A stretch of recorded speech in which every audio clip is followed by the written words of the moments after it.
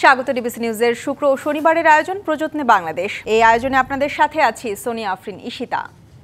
মধ্যপ্রাচ্যের শ্রমবাজারে বাংলাদেশিদের শ্রমিকদের জন্য এক ধরনের স্থবিরতা চলছে। তবে সম্ভাবনা নিয়ে এসেছে ইউরোপ সহ দক্ষিণ কোরিয়া, জাপানের মতো কয়েকটি উন্নত দেশের বাজারে দক্ষ শ্রমিকদের যাওয়ার সুযোগ। সম্প্রতি বাংলাদেশ থেকে 1 লাখ দক্ষ কর্মী নিয়োগের প্রক্রিয়া এগিয়ে নিতে প্রধান উপদেষ্টা ডক্টর মোহাম্মদ ইউনূসের সঙ্গে বৈঠক করেছেন জাপানের ব্যবসায়িক federation national business support combined কোঅপারেটিভসের 23 সদস্যের প্রতিনিধি দল। প্রতিশ্রুতি পেলেও 1 লাখ শ্রমিক আদৌ পাঠানো সম্ভব হবে কিনা তা নিয়ে অনেকের মনে সংশয় রয়েছে। ভাষা এবং সংস্কৃতিগত কিছু ভিন্নতাও রয়েছে।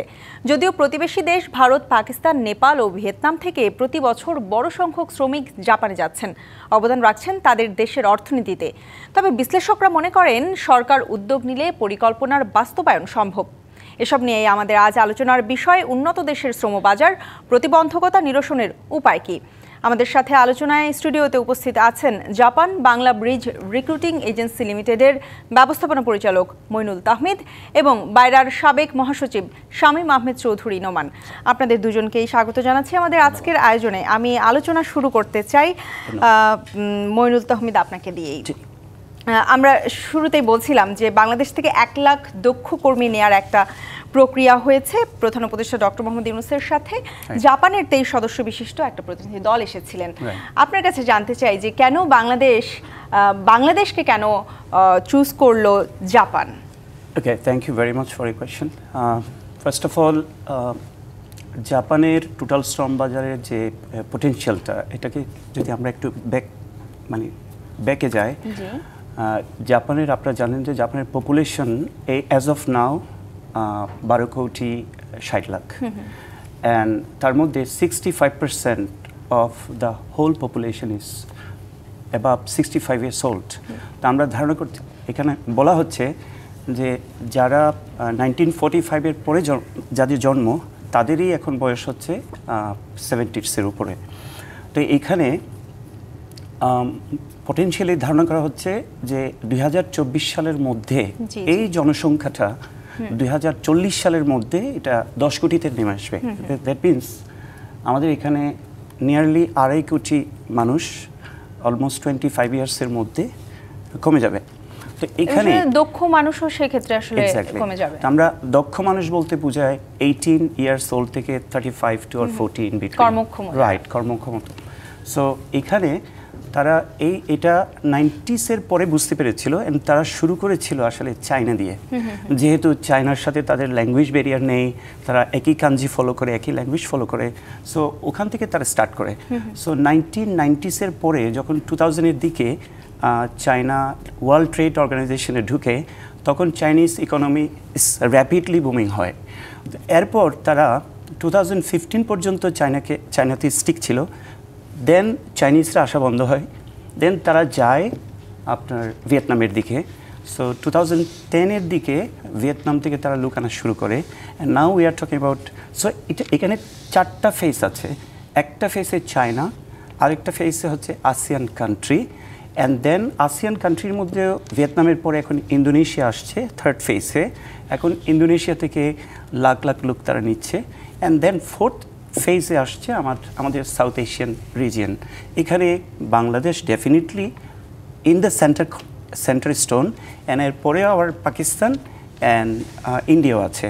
তো আমরা যে 1 লাখের যে পোটেনশিয়ালের কথা বলছি, এটা আমরা যদি প্রিমোটিভ তাদের ট্রেন্ডটা দেখি, এই ট্রেন্ডটাই বলা হচ্ছে যে অলরেডি চায়না থেকে তারা 8 লাখ লোক নিয়েছে, অ্যান্ড ভিয়েতনাম থেকে তারা 6 লাখ এনেছে, অ্যান্ড নাও ইন্দোনেশিয়া থেকে গত 3-4 বছরের মধ্যে অলরেডি 3 লাখ নিয়ে এসছে। And now they are now focusing on এখন আমাদের সাউথ এশিয়ান রিজিয়নে বাংলাদেশকে ফোকাস করছে।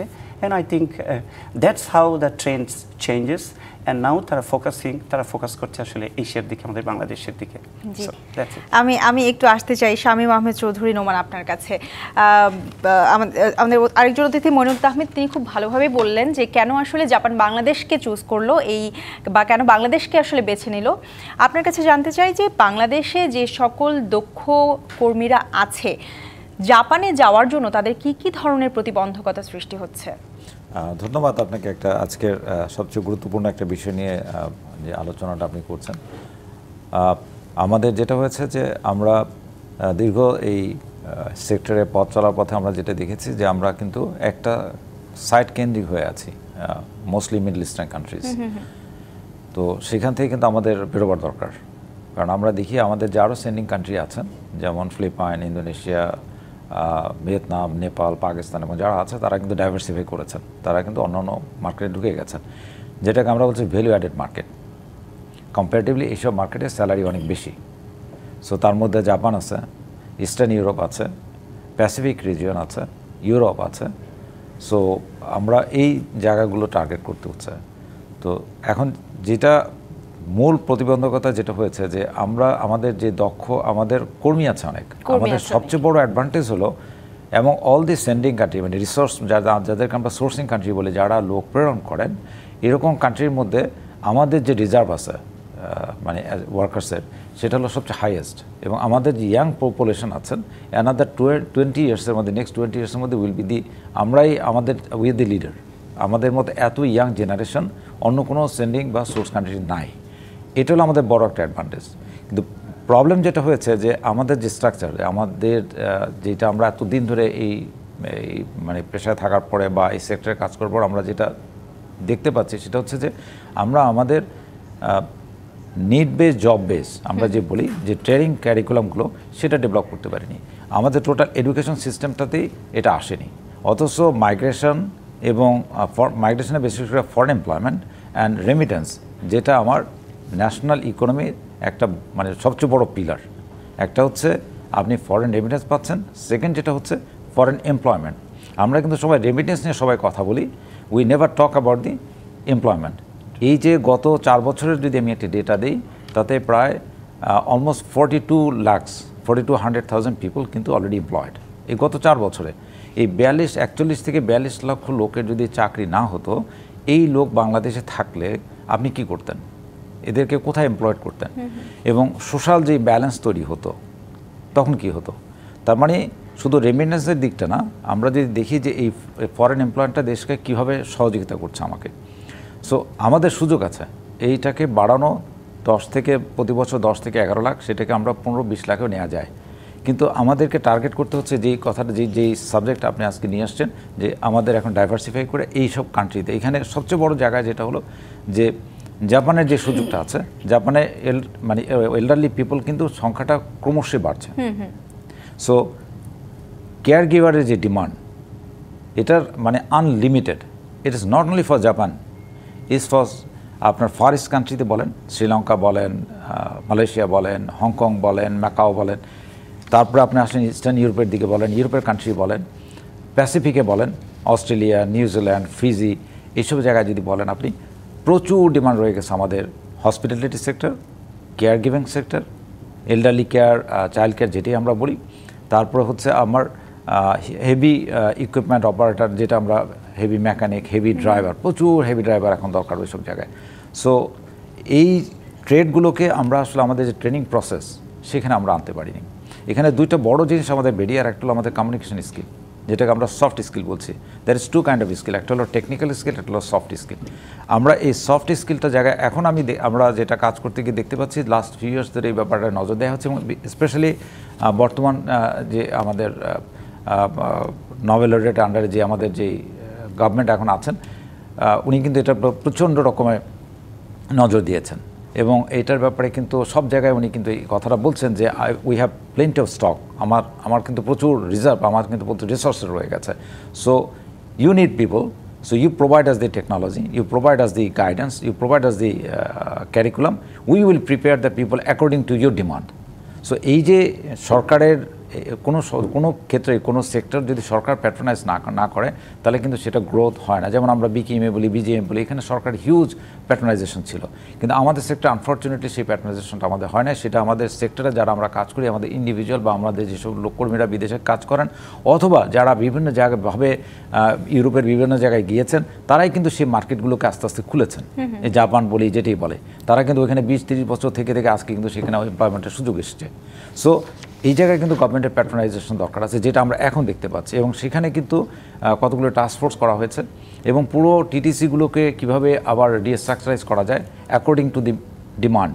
আমাদের কিন্তু যেটা দরকার সেটা আমাদের প্রতি 6 মাস 1 বছর পর পর আমাদের কিন্তু রিসার্চের মতো থাকা দরকার, যে what we need, what the destination country required, সেইভাবে যদি আমি আমার ক্যারিকুলাম ঠিক করি তাহলে আমরা কিন্তু কাজ করতে পারবো। আরেকটা জায়গায় তাহলে হয়তো আসলে দক্ষ কর্মীও গড়ে তুলতে পারবো।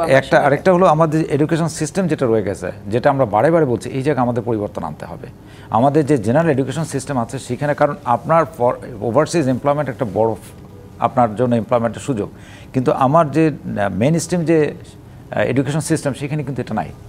এই যে আমরা বলছি সেখানে যেটাকে আমরা বলছি কারিগরি বিদ্যাটা, যেটা আমরা ভোকেশনাল ট্রেনিং যেটা বলছি, বা ওটার উপরে আপনি মাস্টার ডিগ্রি করেন, ওটার উপরে আপনি কোর্স করান ইউনিভার্সিটিতে, যেমন মার্কেন্টাইজের উপরে যদি আপনি বলেন, এই যে আমাদের গার্মেন্টস ফ্যাক্টরিতে আপনি দেখবেন যে লোয়ার এন্ডে কিন্তু কাজ করছে আমার লোক, বাইরের থেকে কাজ করছে কিন্তু শ্রীলঙ্কান, ইন্ডিয়ান, পাকিস্তানি বাইরা।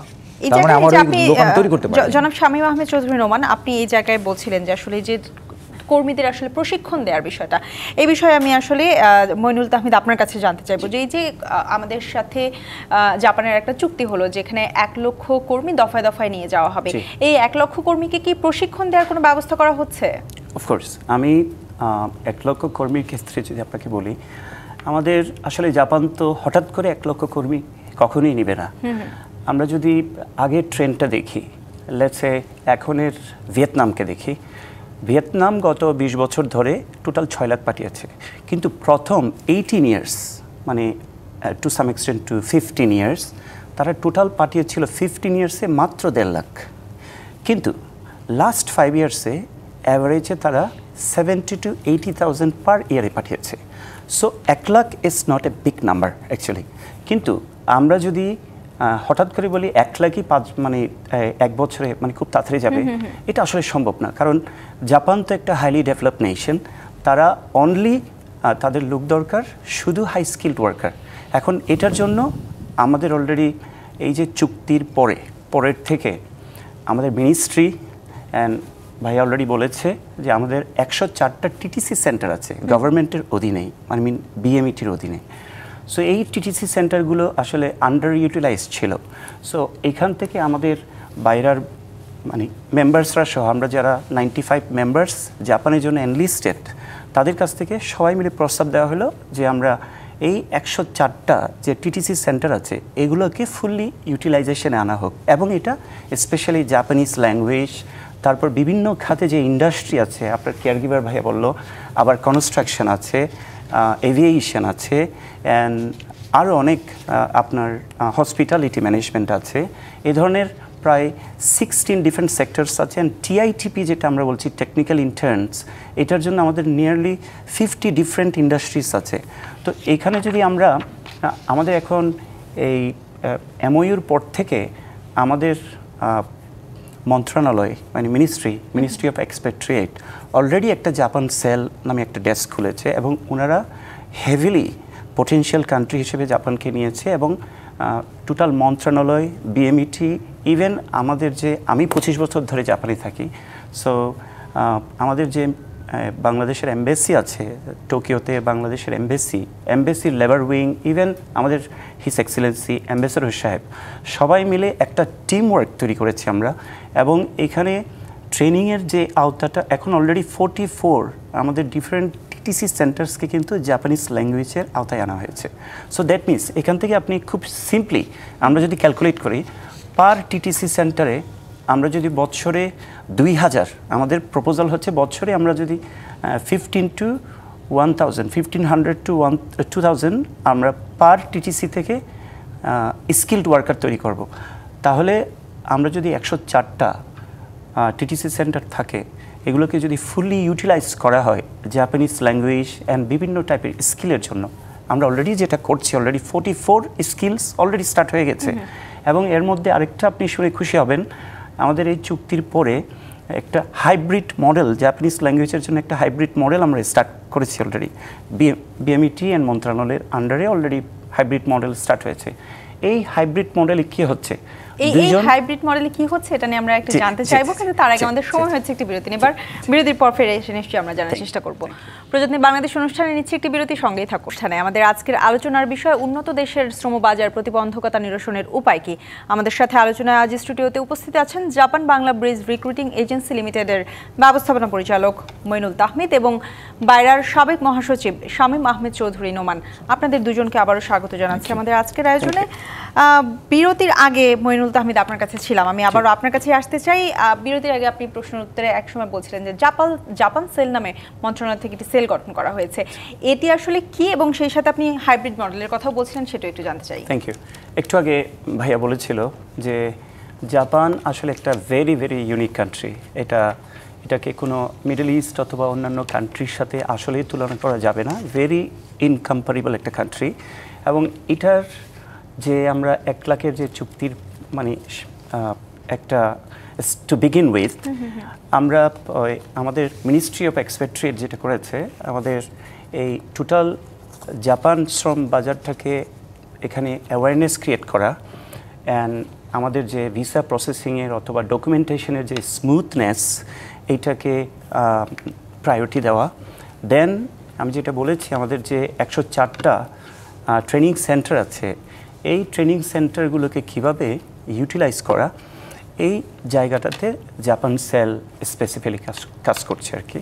সো এখানে আমাদের মিনিস্ট্রি অফ এক্সপেট্রিয়েটের আন্ডারে এই জাপান সেলটা সরাসরি আমাদের জাপান এমবেসি যেটা টোকিওতে আছে ওনাদের সাথে ওতপ্রোতভাবে কাজ করছে, এবং প্রসেসিংটা খুব, এর ফলে আমাদের যেটা হয়েছে প্রসেসিংটা খুব সুন্দর স্মুথ হয়েছে আর কি। সো এটা নিশ্চিত করেছে আমাদের যারা 95 সেন্ডিং অর্গানাইজেশন যারা এই জাপানের জন্য এনলিস্টেড আছে, তারা যে ধরনের আপনার ডিমান্ড নিয়ে আসছে, এটার এগেনস্টে যে একটা ফাস্ট সার্ভিস দিতে হয়, সার্ভিসটা ওনারা নিশ্চিত করছেন আর কি। এটার জন্য জাপান সেলটা তৈরি করা। জি, আর হাইব্রিড মডেল নিয়ে যাচ্ছে। হাইব্রিড মডেলের ব্যাপারে যেটা হচ্ছে, আমাদের তো খুব কম সময়ে যেন আমরা খুব ফাস্ট, জাপানিজ ল্যাঙ্গুয়েজটা খুবই কঠিন, এটা যেন আমরা খুব ফাস্ট তৈরি করতে পারি। আমাদের তো আসলে আমাদের দেশে যারা জাপানিজ ল্যাঙ্গুয়েজ শেখাচ্ছে, তাদের আসলে জাপানিজ লেভেলের মানটা অত বেশি উন্নত না। সো এখন আমাদের বিএমইটি থ্রু দিয়ে আমাদের জাপান থেকে ট্রেনার এসেছে, জাপানিজ, রিয়েল জাপানিজ টিচার্স। তো ওনারা যেটা করছেন, আমাদের যে 104টা ট্রেনিং সেন্টার আছে, এই 104টাতে আমাদের বাংলাদেশি প্রচুর জাপানিজ টিচার্স আছে। তো ওনাদের টিচিং লেভেলের মানটা উন্নত করার জন্য আমাদের এই হাইব্রিড মডেলটা চালু করা হয়েছে, যে টিওটি প্রোগ্রাম হিসেবে, টিচার্স ট্রেনিং প্রোগ্রাম। আমাদের লোকালি যে ট্রেনিং প্রোগ্রাম টিচার্স আছে ওদেরকেও লেভেল আপ করবে, এবং একসাথে অর্থাৎ জাপানের যে টিচাররা তারাই আসলে বাংলাদেশের টিচারদের পড়াচ্ছে। আবার প্রতিটা টিটিসি সেন্টারে যে জাপানিজ ল্যাঙ্গুয়েজ স্কুল আছে, ওখানে যে স্টুডেন্টগুলো আছে, ওনাদেরকে অনলাইনের মাধ্যমে একসাথে, এখন আমি যতটুকু শুনেছি 13টা টিটিসি সেন্টার একসাথে প্রতিদিন ক্লাস নিচ্ছে, যার কারণে যেটা হচ্ছে একটা টিচার অথবা 2টা টিচার দিয়ে অনেকগুলো টিটিসি সেন্টারে অনলাইনের মাধ্যমে জাপানিজটা শেখানো হচ্ছে। তো এটা খুব মানে ল্যাঙ্গুয়েজটা শেখানোটা খুব ফাস্ট, অ্যান্ড জাপানিজদের থেকে জাপানিজটা শেখাটা এটা আরও একটু মানে আমাদের জন্য ভ্যালু অ্যাড করে আর কি। অসংখ্য ধন্যবাদ, বিষয়টা একদমই ক্লিয়ার হলো। আমি শামীম আহমেদ চৌধুরী আপনার কাছে আসতে চাই। 30,000-এর বেশি জাপানি বাংলাদেশি যারা জাপানে ছিলেন, তারা ফেরত এসেছেন শুধুমাত্র ওভারস্টে করার কারণে, এরকম একটা জরিপে উঠে এসেছে। তারা একাধারে যেহেতু জাপানি ভাষায় পারদর্শী, সেই সাথে জাপানি সংস্কৃতিতেও তারা অভ্যস্ত। আপনার কাছে জানতে চাই যে সেই সকল 30,000 কর্মীকে আবারও জাপানে নিয়ে যাওয়া যায় কিনা। Well, it's a good asset আমি বলবো। এখন যেটা দেখার বিষয় হলো যে এরা গিয়েছেন কিন্তু নানানভাবে, মোস্টলি স্টুডেন্ট ভিসায় গিয়েছেন, তখন তার এই সিস্টেমটা ছিল না। তো তাদের বড় অ্যাডভান্টেজ হলো দে আর অ্যাওয়ার অফ দি জাপানি কালচার, অ্যাডাপ্টেড, অ্যান্ড আরেকটা হলো তাদের ভাষাটা কেমন। তো এখন এদের সবচেয়ে আগে যেটা দরকার, তাদের একটা ডেটাবেস দরকার। They should be enrolled. যদি সত্যি সেটা হয়ে থাকে, সেটা বিএমইটির আন্ডারে এনরোল হওয়া উচিত, যে তারা কারা এবং তাদের বয়স সীমা কত এবং তারা কোন কোন সেক্টরে কাজ করে আসছেন। তখন তাদেরকে নিয়ে আপনি তাদের উপরে ডাটাটা থাকলে তখন আপনি বুঝতে পারবেন যে এদের এন্ট্রিতে, জাপানের রি-এন্ট্রিতে জাপানি গভর্নমেন্টের কোনো অবজেকশন আছে কিনা। এটা হলো নাম্বার 1। তার মধ্যে যাচাই বাছাই করে তাদেরকে, যাদের বয়স সীমা যাওয়ার মধ্যে আছে, বা তাদের যে জাপানে কিন্তু ল্যাঙ্গুয়েজের কয়েকটা ধাপ আছে, N5, N4, N3, N2, N1। So N5 যারা পাস করছেন প্রথমেই আমাদের যেটা হয় সেটা N5টা কমপ্লিট করতে হয়। N5 করে কিন্তু কোনো চাকরি পাওয়া যায় না, এটাকে N4-এ গেলে কিছু চাকরি আছে, মানে N4 তাকে আসতেই হবে। দেন N3 আরেকটু উন্নত মানের উপরের দিকে চাকরি করতে গেলে তখন N3-তে আসবে, আরও উপরে গেলে আপনার N2 N3। আমাদের এখন N5-ই ম্যাক্সিমাম, N5 N4 আমাদের খুব কম। কেমন, যেমন নার্সিং করতে গেলেই তাদের কিন্তু আপনার আসতে হবে N4 N3-তে চলে যেতে হবে। সো এখন যেটা হয়েছে যে ইনিশিয়ালি যখন জাপান এটা শুরু হয় 2019-এ, তারপর থেকে এটার প্যাট্রোনাইজেশনটা ওরকম স্ট্রং ছিল না। ওটা আমরা একটা জাপানিজ কোম্পানি যেমন IM জাপানকে দিয়ে শুরু হয়েছিল, এবং তাদের যে গাইডলাইন, সেই গাইডলাইনের উপর পলিসি গাইডলাইনটা তৈরি ছিল। সেটা ছিল দুঃখজনক, কারণ IM Japan is one of the Japanese company, there is many IM Japan, ওই রকম কোম্পানি জাপানে অনেক আছে। সো আমরা ওই একটা কোম্পানির পলিসিটার উপর ডিপেন্ড করে আমরা আমাদের পলিসি গাইডলাইনটা তৈরি করেছিলাম প্রিভিয়াসলি। সো যার ফলে হয়েছে কি, প্রাইভেট সেক্টরের ইন্টারভেনশন এখানে ছিল না, বা প্রাইভেট সেক্টরের এখানে অ্যাক্সেস ছিল না। আপনি যদি ম্যাক্সিমাইজ করতে চান তাহলে আপনাকে প্রাইভেট সেক্টরকে সাথে নিতে হবে। সো ওই জায়গায় একটা আমাদের উইকনেস ছিল, এবং সেই কারণে কিন্তু আমরা পিছিয়ে গেছি। আমাদের পরে নেপাল এসে, নেপাল কিন্তু ঢুকে গেছে, নেপাল কিন্তু জাপানে এখন অনেক জায়গায় চলে গেছে। কম্বোডিয়া আমাদের আগে, আপনি যদি গ্রাফটা দেখেন আমরা কিন্তু আগে এসেছি, কিন্তু গ্রাফে এখন দেখবেন নেপাল কম্বোডিয়া আমাদের অনেক উপরে। আমরা এখন পর্যন্ত যেটাকে আমরা বলছি অফিসিয়ালি মাইগ্রেশন যেটা বলছি, যেটাকে আমরা এমপ্লয়মেন্টে বলছি, সেটার চেয়ে কিন্তু আমাদের স্টুডেন্ট ভিসা যে ছেলেরা যাচ্ছে তার সংখ্যা কিন্তু এখনও বেশি। সো এখন দুইটা জিনিস কিন্তু আপনি প্যারাল চালাতে পারবেন না। স্টুডেন্ট ভিসা যেতে সময় কম লাগে, কারণ সে স্টুডেন্ট ভিসাতে চলে যাচ্ছে, যাই ওইখানে ভাষা শিখছে, তারপরে চাকরি করতেছে, তারপরে। আর আমাদের মাধ্যমে যেতে কি হচ্ছে, তাকে ভর্তি হতে হচ্ছে N4 N5 N4 এগুলো পাস করে, তারপরে পরীক্ষা দিতে হবে, পাস করতে হবে, সার্টিফিকেট করতে হবে, দেন তারপরে তাকে ওই যে সাবজেক্টে যাবে, সেই কাজে যাবে, সেটার উপরে দক্ষতা অর্জন করতে হবে। এটা কিন্তু আর 9 মাসের মতো লেগে যায়। সো এই যে ধৈর্য, এটা আমাদের ওয়ার্কার্সের এত নাই। সো যার ফলে দেখা যাচ্ছে যে ওই রুটটাতে চলে যাচ্ছে। এখন ওই রুটটা যদি এখনও আমাদের বন্ধ করা সম্ভব না, বিকজ অফ, তাহলে আমার টোটাল মাইগ্রেশনটা কমে যাবে জাপানে। সো ওই রুট তো লেট ইট বি দেয়ার। সাথে সাথে আমাদের যেটা বলা হয়েছে যে স্পেশালাইজ একটা আমাদের মিনিস্ট্রিতে একটা উইং খোলা হয়েছে, not only for Japan, that what we are saying, যে আমাদের যতগুলো সম্ভাবনাময় কান্ট্রি আছে প্রত্যেকটা কান্ট্রির জন্য এরকম স্পেশালি ডেস্ক খোলা উচিত। আমরা শুধু একটা জাপানকে নিয়ে থাকলে হবে না, আমরা সাথে সাথে প্যাসিফিক রিজিয়নে যে কী পরিমাণ কর্মী দরকার। আমি গত 8 মাস ধরে কাজ করছি অস্ট্রেলিয়ার উপরে, নিউজিল্যান্ডের উপরে, ফিজিতে, আপনি কল্পনা করতে পারবেন না। কিন্তু ওইখানে কিছু ব্যারিয়ার রয়ে গেছে আমাদের। যেমন অস্ট্রেলিয়াতে যদি আমরা বলি, ওইখানে আপনাকে IELTS-এ 5.5 পেতে হবে। কেমন, তাদের দক্ষ কর্মী লাগবে, ম্যাসন, কার্পেন্টার, ওয়েল্ডার, ড্রাইভার সব লাগবে, কেয়ার গিভার প্রচুর লাগবে। কিন্তু প্রবলেম হচ্ছে তাদের IELTS পাস করতে হবে, আবার 3 থেকে 5 বছরের এক্সপিরিয়েন্স থাকতে হবে, plus Australian language. Australian English কিন্তু is not like American English, ওদের এক্সেন্ট একটু ডিফারেন্ট। সো ওইটা কিন্তু আপনাকে বুঝতে হবে, ওইটাকে আবার ট্রেনিং করাতে হবে। That could be done. আমরা এখন এই কাজ করতে গিয়ে যেটা দেখছি যে we have this quality of people, but they will not pass the IELTS 5.2, তারা IELTS পাস করবে না। সো আমার দক্ষ কর্মী যেটা আছে তার কিন্তু পড়াশোনা নেই, তো পড়াশোনা না থাকলে আমি ঢুকাতে পারছি না। আবার IELTS যে যারা পাস করছে, যে আমরা তখন একটা পলিসি স্টাডি চেঞ্জ করে ওইদিকে আসলাম যে এই ছেলেগুলোকে আমরা নিই। কিন্তু ওদেরকে নিয়ে আমরা বললাম, মিনিস্ট্রিকে বললাম যে আমরা এদেরকে স্পেশালাইজ যেই সেক্টরে ওরা লোক চাচ্ছে আমরা ট্রেনিং করে দিই, করে আমাদের NSD আছে তার মাধ্যমে সার্টিফিকেশন করে অ্যাসেসমেন্ট করে আমরা অনলাইন অ্যাসেসমেন্ট দিয়ে দিব। কিন্তু প্রবলেমটা দাঁড়ালো, তারা বলে যে না, as per the current rule experience লাগবে। এখন আমি যদি এক্সপিরিয়েন্স 3 বছর করতে যাই, তাহলে কিন্তু আমার লম্বা একটা সময় লেগে যাচ্ছে। যার এক্সপিরিয়েন্স আছে তাকে আমি IELTS করাতে পারছি না, এদিকে হলে ওদিকে হয়, ওদিকে হলে আসলে। সেই জন্য এই জায়গায় যেটা আমি বলছি যে কেন স্পেশালি টেস্ট দরকার, এই যে আমাদের প্রবলেমগুলো রয়ে গেছে সেগুলো অ্যাড্রেস করা দরকার ওদের সাথে। কারণ তখন ওদের সাথে বলা দরকার যে তোমার তো লোক লাগবে, আমি তোমার ভাষা কমপ্লিট করে দিচ্ছি, তোমার স্কিল আমি তোমার স্ট্যান্ডার্ডে করে দিচ্ছি, তুমি এক্সপিরিয়েন্সটা মাফ করে দাও, IELTS আমি করে দিচ্ছি, অথবা IELTSটা তুলে দাও, আমি ভাষা এবং দক্ষতা কোনো একদিকে ছাড়। এগুলো যে নেগোশিয়েট করতে হয় কিন্তু আপনার প্ল্যাটফর্ম বা গভর্নমেন্ট লেভেলে। সো এই জন্য আমরা বলছি যে সম্ভাবনাময় কান্ট্রি যেগুলো আছে ইউরোপের, যেমন ইউরোপের প্রচুর ডিমান্ড রয়ে গেছে, গ্রিস, তারপর সব জায়গায়। প্রবলেমটা হলো ভিসা, আমরা এদের ভিসা পাচ্ছি না। ভিসা করবো কোথায়? আমরা ভিসা জটিলতা নিয়ে কথা বলবো, কিন্তু আমাদের সময় হয়েছে আরো একটি বিরতি নেব। বিরতির পরে ফিরে এসে আমরা ভিসা জটিলতা নিয়ে কথা বলবো। প্রযত্নে বাংলাদেশ অনুষ্ঠানে নিচ্ছে একটি বিরতি, ফিরছে একটু পরে, সঙ্গে থাকুন। আবারও স্বাগত প্রযত্নে বাংলাদেশ অনুষ্ঠানে। আমাদের আজকের আলোচনার বিষয় উন্নত দেশের শ্রমবাজার প্রতিবন্ধকতা নিরসনের উপায় কি। আমাদের সাথে আজ আলোচনায় স্টুডিওতে আছেন মইনুল তাহমিদ এবং শামীম আহমেদ চৌধুরী নোমান। আপনাদের দুজনকে আবারও বিরতির পরে স্বাগত জানাচ্ছি। বিরতির পরে আমি আসতে চাই মইনুল তাহমিদ আপনার কাছে।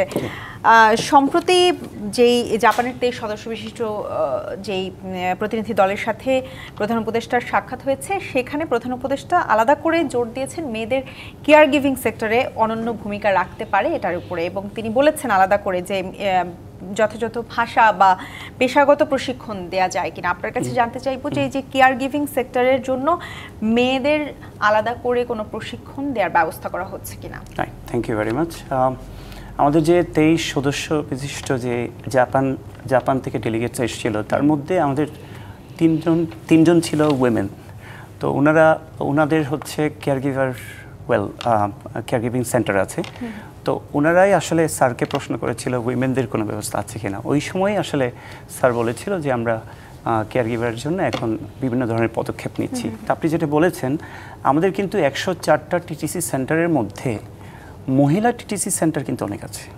আমাদের মিরপুরে একটা আছে মহিলা টিটিসি সেন্টার। এখানে আমরা মিনিমাম ইয়ারলি 3000 মানুষকে ট্রেন আপ করতে পারি। সো এইভাবে যদি আমাদের যে পোটেনশিয়াল যে সেক্টরগুলো জাপানে আছে, তার মধ্যে হাইলি পোটেনশিয়াল সেক্টর কিন্তু কেয়ারগিভার্স, কারণ ওদের প্রচুর কেয়ারগিভার্স দরকার।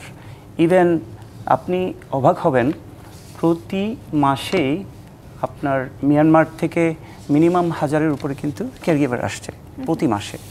তো আমরা এটা দিতে পারছি না, কিন্তু এখন যেহেতু আমাদের চুক্তির আওতায় এই আমাদের যে মহিলা টিটিসি সেন্টার গভর্নমেন্টের আছে, ওগুলোকে একদম ফুলি ইউটিলাইজ করা, প্লাস আমাদের প্রাইভেটাইজেশনে অনেকেরই, আমাদের এই যে সেন্ডিং অর্গানাইজেশনের মধ্যে অনেকেরই কিন্তু কেয়ার গিভিং ইনস্টিটিউশন আছে, যেখানে কেয়ার গিভিং এডুকেশনটা শেখানো হয়, স্কিলটা শেখানো হয়। তো আমরা এই জায়গাটাতে যদি গভর্নমেন্টের উদ্যোগে প্রাইভেট অ্যান্ড পাবলিক সেক্টরে যে কেয়ার গিভিং সেন্টারগুলো আছে, এগুলোতে যদি আরেকটু বেশি নজর দিয়ে, এখন অলরেডি নজর দেওয়া হচ্ছে। সো আমরা মনে করি জাপানের শ্রম বাজারে আমরা জাপানিজ ল্যাঙ্গুয়েজ তো অবশ্যই মাস্ট, এটা মিনিমাম জেএলপিটি লেভেল, ভাইয়া যেটা বললো যে N4 মিনিমাম লাগে, জেএলপিটি লেভেল 4, এইটা পাস করি আমরা থাউজেন্ডস অফ পিপল আমরা মনে করি যে জাপানে আমরা প্লেস করতে পারবো আর কি। এটা জাপান সেলের আন্ডারে বিএমইটি অ্যান্ড মিনিস্ট্রি আমাদের 104টা টিচিং সেন্টারের সব জায়গাতে এখন কেয়ার গিভিংটা চালু করার জন্য এখন অলরেডি উদ্যোগ শুরু করেছে। অসংখ্য ধন্যবাদ আপনাকে। শামীম আহমেদ চৌধুরী নোমান, আপনার কাছে বিরতির আগে আসলে জানতে চাচ্ছিলাম যে ভিসা জটিলতা নিয়ে দেশের বর্তমানে বিভিন্ন দেশের জন্য আসলে আমাদের বাংলাদেশে ভিসা জটিলতা দেখা দিয়েছে। আপনার কাছে জানতে চাই যে জাপানের যে দক্ষ কর্মীরা যাবে বা জাপানের শিক্ষার্থীরা যারা বাংলাদেশি যে সকল শিক্ষার্থীরা জাপানে যেতে চায়, তাদের জন্য কি ভিসা জটিলতা কি দেখা দিবে কিনা? নো, সেটা এখন পর্যন্ত আমরা দেখতে পাইনি। কারণ একটা দিক হচ্ছে যে জাপানের এখন দুইটা ওয়েতে জাপানে তার লোক যাচ্ছে তারা, বিকজ দে নিড হাইলি, তাদের এখন রিকোয়ারমেন্ট অনেক হাই। আমরা যত লোক প্রিপেয়ার করতে পারবো, মানে স্টুডেন্ট ভিসার চেয়ে আমরা যেটা যদি টেকনিক্যাল যদি এদিকে শিখায় পাঠাতে পারি, সেটা বেশি আমাদের জন্য মানে প্রসপেক্টিভটা অনেক বেশি। কারণ আপনি একটা দেশ যখন দেখে যে তার যে রিকোয়ারমেন্ট অনুযায়ী কি বেটার সাপ্লাই করতে পারছে, এখানে বাংলাদেশের অপরচুনিটি অনেক বড়। এখন আমরা যদি এই সুযোগটা গ্রহণ করতে পারি, then we have a other competitor, আমাদের তো আরও কম্পিটিটর কান্ট্রি রয়ে গেছে। সো আপনাকে সবাইকে তো বিট করে এখানে যেতে হবে। সো আপনি যখন আপনার স্ট্যান্ডার্ড বা আপনার এটাকে বাড়াতে পারবেন, তখন কিন্তু আপনি you will get the priority. এবং সেখানে 1 লাখ না 5 লাখ লোকও জাপানে পাঠানো সম্ভব। এটা 1 লাখ তো একটা বেডের কথা বলা হয়েছে, but if you have a capacity, you can send 500,000. Nobody is stopping you, because they need people, badly need people in different sectors. So আমরা যেটা বলছি যে আমাদের একটা জায়গায় আমরা কাজ বলতে চাচ্ছি, সেটা হলো যে আমাদের টোটাল এডুকেশন সিস্টেমটাকেই আসলে আমাদের ঢেলে সাজানো দরকার। যেমন আমরা ইংরেজি বাংলা আমরা পড়ছি, কিন্তু সেখানে why not the third language? আমরা যদি প্রাইমারি লেভেল থেকে এই থার্ড ল্যাঙ্গুয়েজটা নিয়ে আসি, সেখানে কমন কান্ট্রি যেগুলোতে এমপ্লয়মেন্ট হয় আমাদের, যেমন জাপান বলি, কোরিয়া বলি, মিডল ইস্ট বলি, কেমন, তো এরকম যদি কিছু কান্ট্রির ল্যাঙ্গুয়েজগুলোকে যে আমরা যদি পার্মানেন্ট করে দিই, যে আপনাকে যে কোনো একটা ল্যাঙ্গুয়েজ শিখতে হবে। তাহলে আপনি প্রাইমারি লেভেল থেকে, কারণ আমাদের ড্রপ আউটটা কিন্তু ওখান থেকে শুরু হয় 3, 5, 8, 10 যে। তো আপনি যে প্রাইমারি লেভেল থেকে শুরু করে দেন, তাহলে কী হচ্ছে, সে বেসিকটা জানছে। এবং আমাকে ভাষা শিখাতে যত সময় লাগবে, আমার গ্র্যান্ড ডটার কিন্তু বা গ্র্যান্ড সান কিন্তু তার চেয়ে অনেক ফাস্টার। এবং আমি যদি বিশ্ববিদ্যালয়ের কথা আমি আসছি শিখার জায়গায়, তো আপনি যদি ওই জায়গা থেকে শুরু করেন, দেন এটা একটা বিশ্ববিদ্যালয় আমরা বলছি যে আমাদের এই কোর্সগুলো চালু করতে হবে। আমরা বিভিন্ন অনার্স করাচ্ছি, মাস্টার্স করছি না, সেটা না করে আমরা বলি নিড বেস, জব বেস। আমাকে জানা দরকার যে বহির্বিশ্বে এখন কি লাগবে, প্লাস আমার এমপ্লয়মেন্ট, আমার লোকাল এমপ্লয়মেন্ট আছে, সেখানে আমার ইন্ডাস্ট্রি কী চাচ্ছে। সেই কোর্সগুলোকে নিয়ে যদি আমরা অনার্স করি, মাস্টার্স করি, তাহলে কিন্তু আমার যেই গ্রাজুয়েট বেরোচ্ছে, তারা কিন্তু বেকার গ্রাজুয়েট বেরোবে না, তারা কিন্তু গ্রাজুয়েশনের আগেই দে উইল বি এমপ্লয়েড, চাকরি কিন্তু তার জন্য ওয়েট করছে। সো এই জায়গায় আমরা বলছি যে আমাদের কিন্তু আসলে একটা বৈপ্লবিক পরিবর্তন আনা দরকার। এই জায়গায় যদি আমরা সংস্কার না করতে পারি, আমার যে বিশাল জনগোষ্ঠী, এটাকে তো আপনাকে স্কিল করতে হবে, তাহলে তো আপনি বেনিফিট পাবেন। সবাই বলে আমরা মার্কেট খুঁজতে যাই, আমরা বলছি we don't look for the market, আমাদের মার্কেট খোঁজার কোনো দরকার নেই। ইউ প্রিপেয়ার ইউর পিপল, আপনি আপনার লোক তৈরি করেন, মার্কেট এমনি আপনার কাছে আসবে। বেনিফিটের কথা বলছিলেন, বেনিফিটের কথা আসলে আসলে মাথার মধ্যে অনেকেরই সবার প্রথমে যে প্রশ্নটা আসে যে জাপানে গেলে আসলে বেতন কেমন হবে, বা মাসে কত টাকা স্যালারি পাবো, কত টাকা আয় করব। আপনার কাছে জানতে চাই যে জাপানে গেলে আসলে একজন দক্ষ কর্মী মাসে কত টাকা ইনকাম করতে পারবে? জাপানে 47টা জেলা আছে। সো এই জেলাভিত্তিক আপনার মিনিমাম ওয়েজটা কিন্তু জেলাই কিন্তু ডিসাইড করে। যেমন এটা যদি ওসাকা হয়, ওসাকার ক্ষেত্রে আমাদের পার আওয়ার ওয়েজ হচ্ছে 1111, এটা ভেরি স্পেসিফিক। অ্যান্ড এটাকে যদি আপনি মাল্টিপ্লিকেশন করেন, 8 আওয়ার্স মাল্টিপ্লাই 24 ডেজ, নিয়ারলি এটা হয় 2 লাখ ইয়েন, যেটা আমাদের বাংলাদেশি টাকা 170,000 টাকা। এটা তো আপনি জাস্ট বলছেন মিনিমাম ওয়েজ। এখন now you come to care giver sector, যে পোটেনশিয়াল সেক্টরগুলোতে যেখানে ভেরি ইউনিকলি আপনার শর্টেজ অফ লেবার্স আছে, এখানে এখন কোম্পানি টু কোম্পানির মধ্যে প্রতিযোগিতা হয় যে আমি 2.5 লাখ দিব নাকি 3 লাখ দিব নাকি 2,80,000 দিব। তো আমাদের জাপানে আমাদের জাপানে 4টা ক্যাটাগরিতে লোক যায়। একটা হচ্ছে TITP, যেটাকে আমরা টেকনিক্যাল ইন্টার্ন বলি, অ্যান্ড আরেকটা হচ্ছে স্পেসিফাইড স্কিল ওয়ার্কার, যেটা SSW, অ্যান্ড আর হচ্ছে হাইলি স্কিল পিপল, যেটা একটা ইন্টারন্যাশনাল জবে। আমরা আইটিতেও নিচ্ছি, অ্যান্ড তারপর হচ্ছে স্টুডেন্ট ভিসাতে যাচ্ছে। এই যে 4 ক্যাটাগরি, তার মধ্যে আমাদের TITP যেটা একদম মিনিমাম লেভেলের, যাদের মিনিমাম এডুকেশন হইতে হবে আপনার SSC লেভেল, তো এইগুলো হচ্ছে মিনিমাম ওয়েজে স্টার্ট হয়। সো দ্যাট মিনস আমরা TITPর ক্ষেত্রে মিনিমাম ওয়েজ দিয়ে হয়, আর স্পেসিফাইড যে স্কিলড ওয়ার্কার, ওদের বেতনটা তখন মিনিমাম ওয়েজের চেয়ে 5 to 10%, ডিপেন্ডিং অন দ্য কোম্পানির সোশ্যাল বেনিফিটস কি, এগুলো তখন ভেরি করে আর কি। সো আমাদের একটা জিনিস ক্লিয়ার করতে হবে, সেটা হচ্ছে মিনিমাম ওয়েজ আমাদের যে 4টা ক্যাটাগরি আছে, এই 4টা ক্যাটাগরির মধ্যে এই TITPটা হচ্ছে মিনিমাম ওয়েজে থাকে, অ্যান্ড SSWটা হচ্ছে তারপরে, অ্যান্ড দেন হাইলি স্কিল বলতে যারা ইউনিভার্সিটি গ্র্যাজুয়েট, তারা যে কোনো ক্যাটাগরিতে যেতে পারে, ওদের জন্য আবার ওয়েজটা ডিফারেন্ট হয় আর কি। সো আমরা 170,000 ইয়েন অর 160,000 টাকা মিনিমাম ওয়েজ দিয়ে জাপানে যাওয়া, মানে 1.5 লাখ টাকা আপনি ধরতে পারেন যে মিনিমাম বেতন। এটা 1.5 লাখ থেকে 2.5 থেকে 3 লাখ হতে পারে মাসে। ইট ডিপেন্ডস অন আপনার আপনি কতটুকু জানেন এবং কতটুকু সার্ভিস করতে পারেন এবং আপনি কোন স্কিলে যাচ্ছেন। আরেকটা হচ্ছে কোম্পানিটার ক্যাটাগরিটা, মানে ভালো কোম্পানি হলে, কোন কোম্পানি বড় বিগ ভলিউমের যদি নাম্বারস থাকে, তখন এদের সোশ্যাল বেনিফিটগুলো ভালো থাকে। আর যারা স্মল এন্ড মিডিয়াম এন্টারপ্রাইজেস, সেক্ষেত্রে একটু কমে আসে। অসংখ্য ধন্যবাদ আপনাদের দুজনকে আমাদের আজকে সময় দেওয়ার জন্য। It's a pleasure. Thank you. শেষ করছি প্রযত্নে বাংলাদেশের আজকের আয়োজনে। ডিবিসির সঙ্গেই থাকুন 24 ঘন্টা।